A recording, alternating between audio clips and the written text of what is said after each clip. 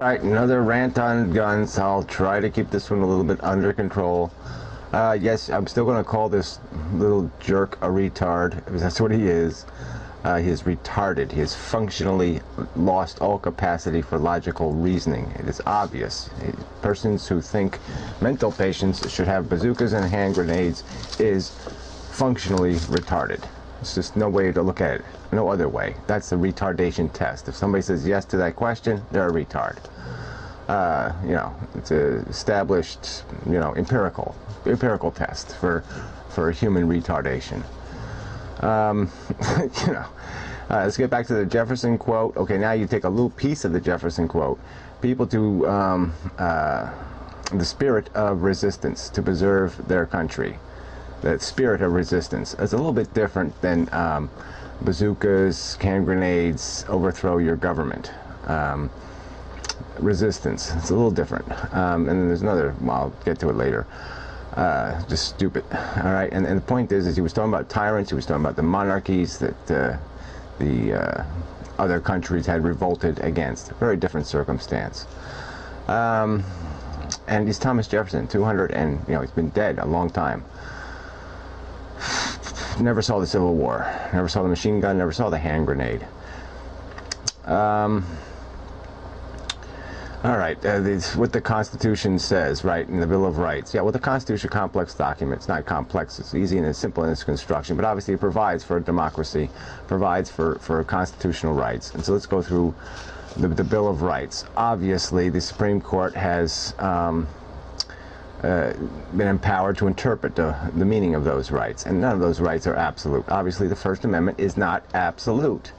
It isn't. As a practical matter, it is not absolute. If you go too far with the First Amendment, obviously you commit slander, you do other things, you break other laws. And that's just a fact of reality.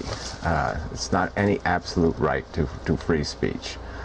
And the fact that they wrote I know what the fucking word militia means, and I know what the fucking word regulated means. And the point is, they would not have put the language in the document. If you're sitting around a group and say, okay, we're on the subject of gun rights now, and everybody raises their hand and says, oh yeah, absolute right. Okay, yeah, whatever they come up with, whatever they invent, sure, great. And so then you say, yeah, just make it simple. Just say, yeah, the right to bear arms will not be infringed. The right to make war on the government will not be infringed. You think let's even go that far, because really, we don't want people to be armed to protect the nation from foreign invaders. We want the people to be armed so they can overthrow this government that we just made.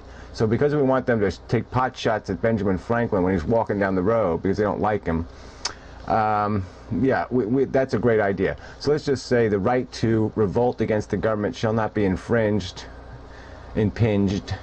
And yeah, so the right to bear arms won't be suppressed, because we want people to be able to shoot their leaders and assassinate them with a gun, a really long gun with it. Yeah, maybe we can get a telescopic scope and everything, and we watch and then we can catch it on film, maybe even, and we can watch their brains fly all over everybody in the car. Yeah, that'd be cool. That's not what they were saying. What they were saying is, damn it, people need their guns, damn it.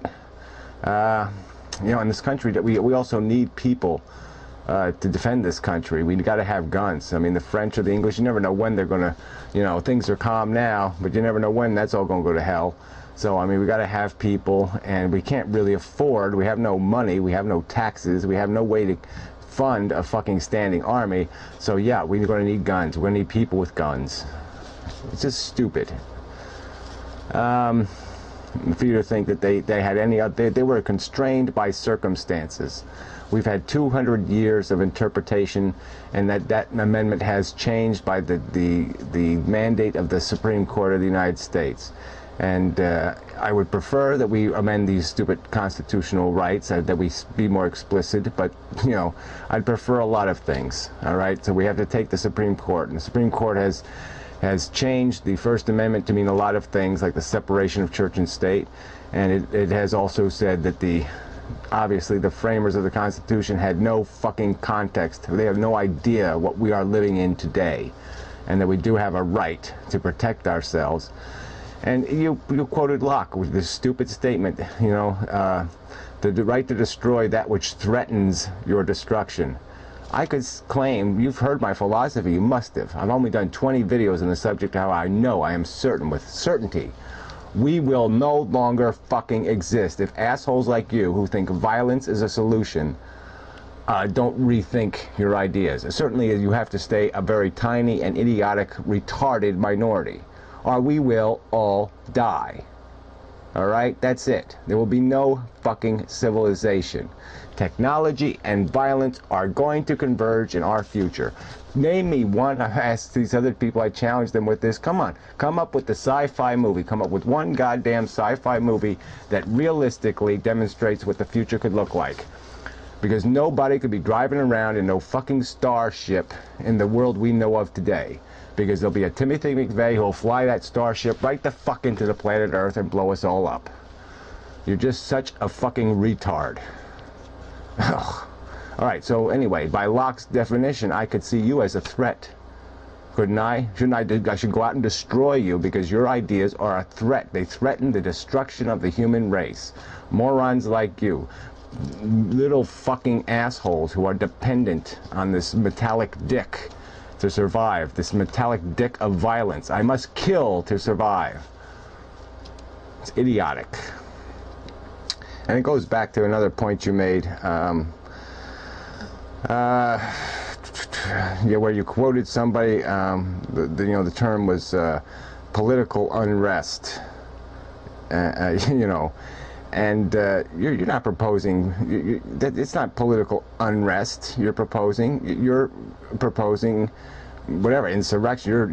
You're overthrowing a government. Political unrest is certainly good. But political, they went through the word political. Political does not mean violent. You're not going to survive if every individual can make up their own mind. It's just not going to happen. It's just idiotic, and your example was stupid. There would be plenty, yeah, some people get a group of 20 people together and think they're going to change the world. You know, a lot of people have those foolish notions, myself included.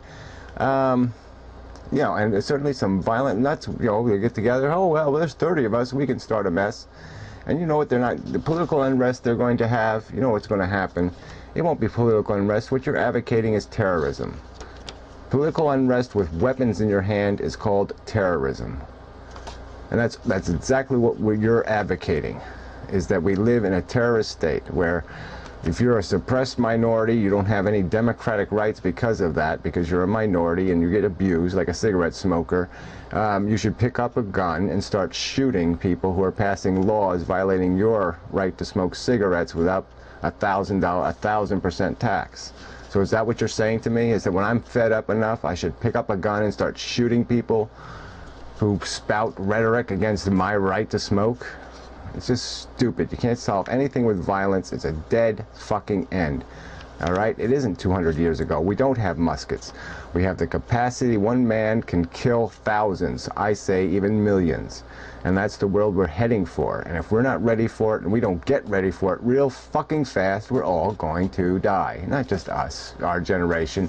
The human race, human civilization will end. People will be killing each other for a loaf of bread. There are 6 billion people on this planet. It's dependent on a highly integrated infrastructure, and if you destroy that, the chaos, the carnage will be horrific. You fucktard. And yeah, I went too far in the first video. I made a slur about gays, and that was not right. You know, the word faggot, yeah, I mean, sometimes you get reckless, and so that was unfair, and I apologize for that. And but I don't apologize for calling you retarded, because you're freaking retarded by literal definition.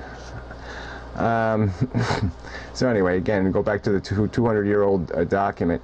Yeah, we did amend it for slavery and women's rights. So we actually did amend it for those things. But look how long it took to get those amendments. All right? Do you think it happened in a fair course of time? No, it didn't. And certainly, like I said, the Supreme Court has interpreted every one of the amendments. I don't like the way they've interpreted some of them. But guess what? We do get to elect presidents, and they put people on the fucking court. And so we're responsible for putting assholes on the court. The democracy is responsible for that. And the democracy is part of the Constitution. And so it is through the political process it must be fixed, not through violence, not through, you know, any personal conception of when it's time to start destroying. It's just idiotic. And so, like I said, I never concede any of your points. I know what fucking goddamn words mean. And you still haven't explained why they would waste time putting the stupid militia crap in the fucking amendment if they didn't, if it wasn't a concession to the limited circumstances they were operating under. They would just say the last part, not the first part. If they wanted unlimited access to arms, they would have just said so.